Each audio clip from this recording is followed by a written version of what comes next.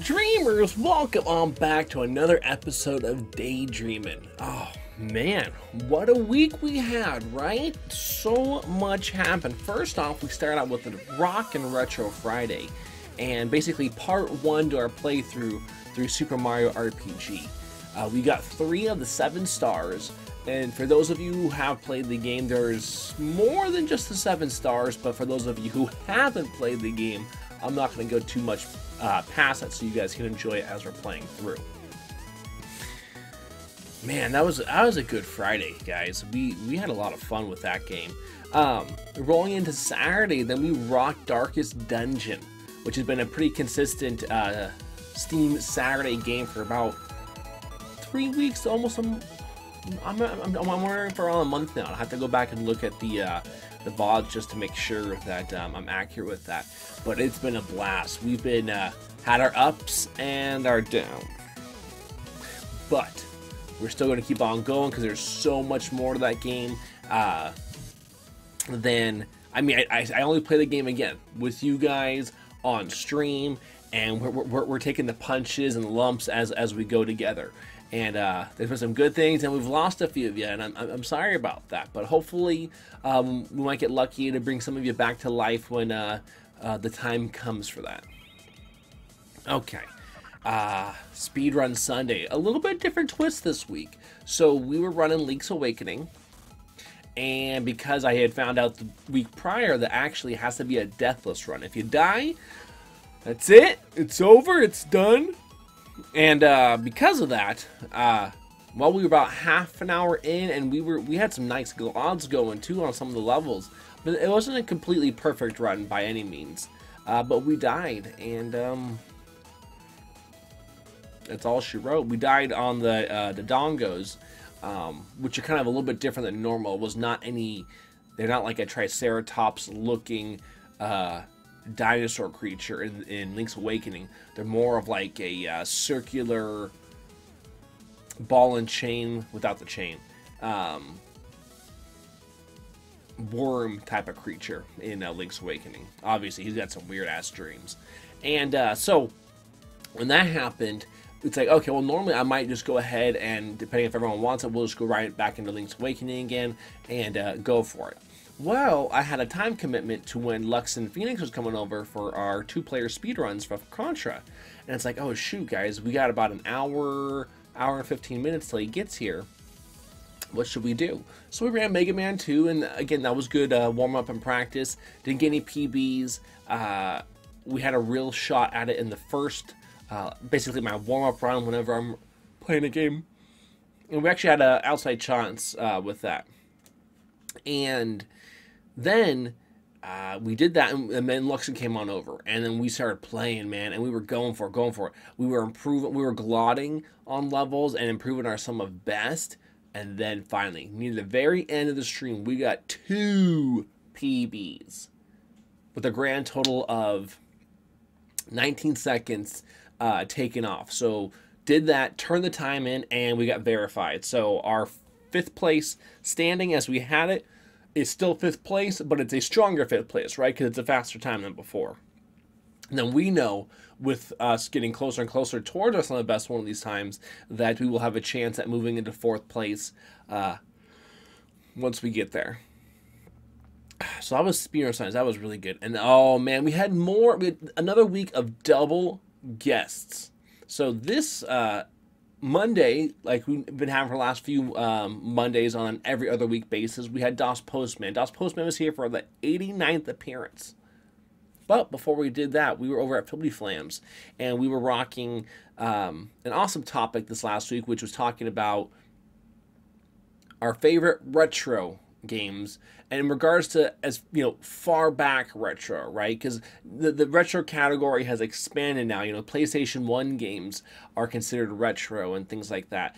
And so when those are starting to be thrown into the retro scope of things, I'm like, I mean, we're getting there. But I don't feel that it's fully retro yet. So we limited it down to like the Sega Genesis, Super Nintendo, NES, Atari, Game Boy, all within that range. Game Gear.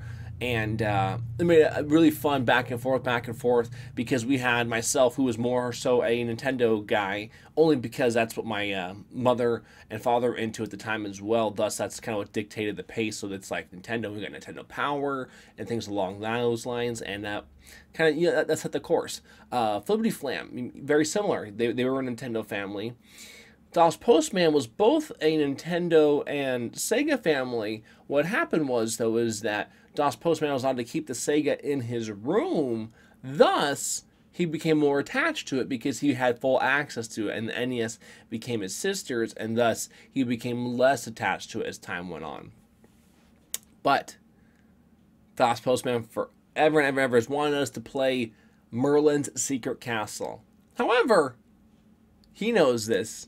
It's not Merlin's Secret Castle, it's Milan's Secret Castle. And we did. We played it on Monday, and it was a lot of fun because it is you only get one life, but there is bosses, there are all sorts of easy ways to get trapped and die. Like, there just is. And it was really cool because also it was a game that we could go back and forth between listening to the game music, and then we would switch out into some really trancey video game music, where it was kind of a basically they were OC remixed songs, and we had a lot of fun with that. I enjoyed it, and I hope to actually play it again the next time that he is here, which would be in about 2 weeks, and hopefully beat it this next time, because we got to the third, no, technically it's the second boss, because there's a boss in there that is still a boss, but it's like a fake boss, I guess, based on how the game terms its bosses. And yeah, so I would like to beat it. I think that'd be pretty cool, because that'd be a new experience for DOS Postman as well. To finish it off, we had Time Tuesdays. I decided to dedicate a lot of time towards Mega Man 2, because it's been a while since, because Mega Man 2, you get pushed to the end of our streams, right? And if I'm really tired, we don't get too many runs in there, or they're sloppy. Man, we had some runs that had chances. I was so shocked when my death trick that I do on the Wily 2 level, I messed up. You know what I mean? I jumped in front of my blades. I need to be, what needs to be happy, I need to shoot my blades so that my blades are hitting the boss on his final hit, and when they hit him, I'm also colliding in with him, right? What happened was vice versa. I collide in with him before the blades, so I die, and it's over, right? It's like, it's that split second worth of timing, and that ruined the run completely. You'd think, oh, well, he's just a couple seconds behind. No. It started us in the halfway point in the level, which then means I had to go back up through it all and then fight the boss from beginning to end again, because that was the very last hit. And of course, I got it right on the second time, but it's too late. I think we lost like a minute 20 when there's not a minute 20 available as far as what I can do with the current strategies that I run for Mega Man 2. So that was a bummer. But again, good practice across the board. We then played some low percent Contra, and it was the North American version this time, and I improved all my sum of best by about 7 or 8 seconds, which was really cool, but no PBs for that game. And then here we are. Good news is, to go along with this last week, the cut diet, my transitioning from eating a higher carbohydrate diet and slowly transitioning into more of a higher fat diet. Not quite ketogenic yet. That's a confusion of a lot of people. Ketogenic means when I am at a 70 percentile of my diet is dedicated to fat intake compared to the carbohydrates or protein. And we're not there yet. That's if I do that, I'm just going to constantly feel gross, because it takes a while for your gut bacteria to readjust. Also, the sensitivity of my blood sugar, because while I was having more carbohydrates and now I'm having a lot less of them. Going into a lot more fasted periods of time. Based off of technicality, it probably would not be considered fasted because it's not a long enough range of time. But compared to what I was doing, then that's, I'm starting to move in that direction. And that's all I'm trying to get through to you guys. And yeah, I've had some stomach discomfort, and it's like, oh, you had stomach discomfort. Why are you doing this to yourself? It's not that. It's what happens in the transition period, right? Because I was eating ketogenic before, super lean and everything like that, but I didn't have the overall look that I wanted as time went on, right? You start to picture yourself differently and what you want to accomplish, and things change. And so it's been going really good. We lost almost a whole percent of fat over the week. Lost no water weight, and just like a little smidgen of muscle, like 0.1 pounds. I'll accept that during this cutting phase. I mean, to lose over 2 pounds of fat and to lose about like I said, 0.1 pounds of muscle, I'll keep taking that ratio. If that happens again the next week, where it's at 2 pounds of fat and 0.1 pounds of muscle, I'll accept that for what it is. And yeah, so really good, and I'm looking forward to this next week's worth of working out. I'm actually, as you can tell, guys, I'm ready to go work out right after this video is done being filmed. And I'm trying to think of anything. Oh, what else has been amazing has been the Dream Stream t-shirts that you guys have been rocking. I know you guys have whatchamacallit, what might my brain? You guys have gotten them from the tier 3 subscription, which right now, unless you got it from me at TwitchCon, right? Unless those few of you, there's about 9 of you who got it from me at TwitchCon last year. Everyone else is they got it, they bought it, right? I'm shocked by that. Remember, you can't just buy it by itself. It has to be, it's a part of the tier 3 setup, because I want you guys to know that, like, I'm trying to give you as much as possible, right? And yeah, it's so cool to see that, because that logo, that imaging, that type of t-shirt, this is it, guys. This is the only time you're gonna get that. I'm not bringing that back or anything like that. We're moving forward with what our image and our brand's gonna be. And I'm stoked for those of you who actually do want that original. Like, yeah, I was there when it was just starting out. And so I appreciate that from you guys.